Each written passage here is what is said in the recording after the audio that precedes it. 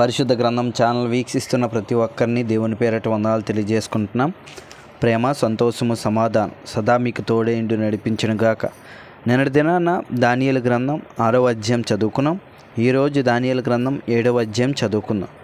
బబులోను రాజుకు బెల్షస్సరు యొక్క పరిపాలనలో మొదటి సంవత్సరమున దానియేలునకు దర్శనములు కలిగెను. అతడు తన పడక మీద పరుండి ఒక కలకని ఆ కల సంగతిని సంక్షేపముగా వివరించి వ్రాసెను. దానియేలు వివరించి చెప్పినదేమనగా, రాత్రి యందు దర్శనములు కలిగినప్పుడు నేను తేరి చూచుచుండగా ఆకాశపు నలుదిక్కుల నుండి సముద్రం మీద గాలి విసురుట నాకు కనబడెను. అప్పుడు 4 మిక్కిలి గొప్ప జంతువులు మహాసముద్రంలో నుండి పైకెక్కెను. ఆ జంతువులు ఒకదానికొకటి భిన్నములై ఉండెను. మొదటిది సింహమును పోలినది గాని దానికి పక్షిరాజు రెక్కల వంటి రెక్కలుండెను. నేను చూచుచుండగా దాని రెక్కలు తీయబడినవి గనుక మనుషుని వలె అది పాదములు పెట్టుకొని నేలపైన నిలవబడెను. మరియు మానవ మనసు వంటి మనసు దానికి ఇయ్యబడెను. రెండవ జంతువు ఎలుగుబంటిని పోలినది.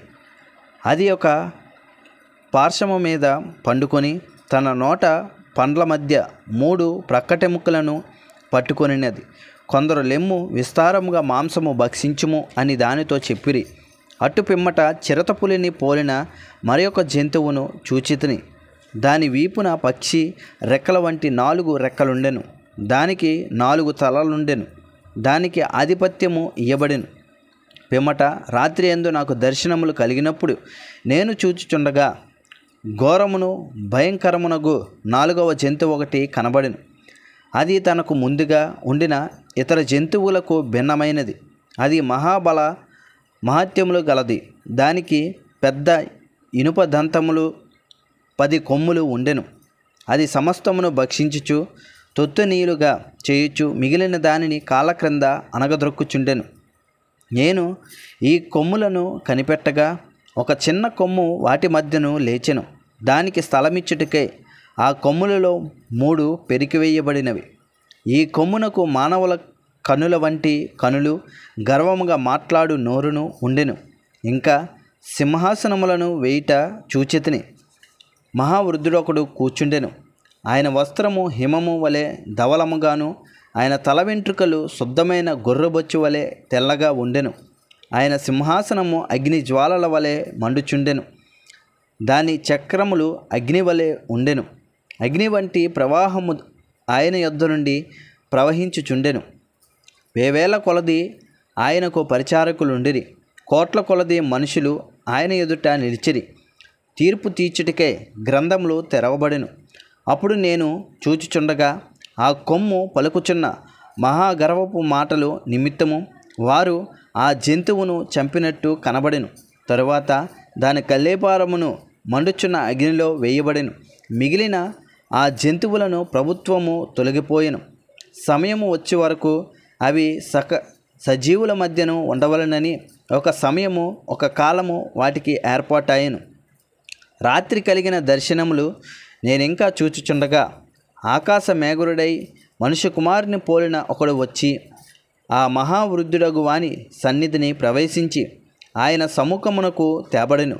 సకల జనులను, రాష్ట్రములను, ఆయా భాషలు మాట్లాడువారును ఆయనను సేవించినట్లు ప్రభుత్వమును, మహిమయు, ఆధిపత్యమును ఆయనకు ఇయ్యబడెను.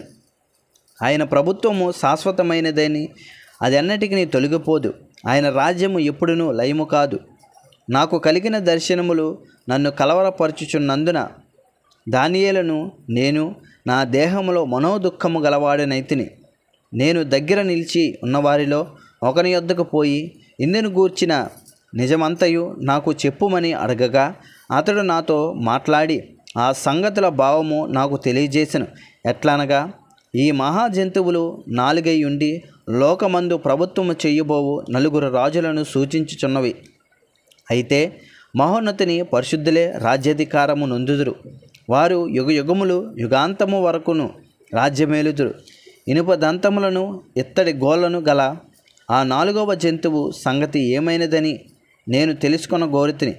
అది ఎన్నటికీ భిన్నమును మిగుల భయంకరమునైన సమస్తమును పగలగొట్టుచు మ్రింగుచు మిగిలిన దానిని కాళ్ళ క్రింద అనగదొరుకుచుండెను.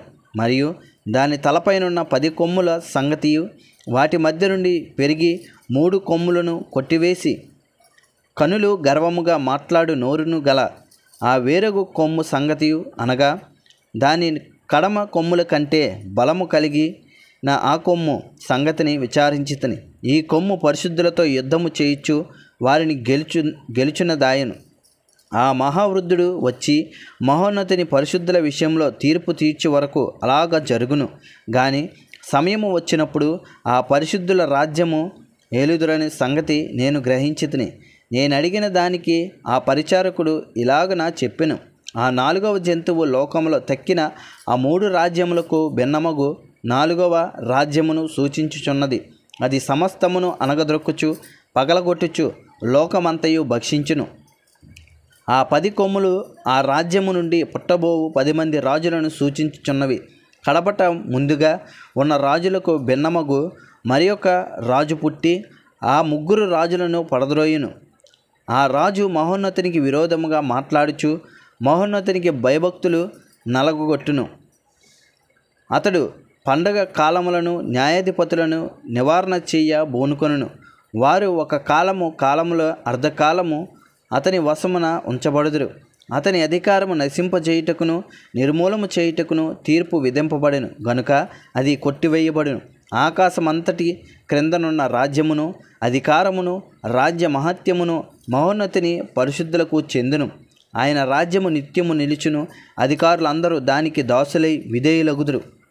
ఇంతలో సంగతి సమాప్తమాయను అని చెప్పెను. దాని ఏలను నేను విని మనసునందు అధికమైన కలత పడగా నైతిని. అందుచేత నా ముఖము వికారమాయను. అయితే ఆ సంగతి నా మనసులో ఉంచుకొంటిని. ఇంతటితో దానియేలు గ్రంథం 7వ అధ్యాయం పూర్తయింది. రేపటి దినాన దానియేలు గ్రంథం 8వ అధ్యాయం చదువుకుందాం. ప్రేమ, సంతోషము, సమాధానం సదా మీకు తోడైంటూ నడిపించునుగాక. ఆమెన్.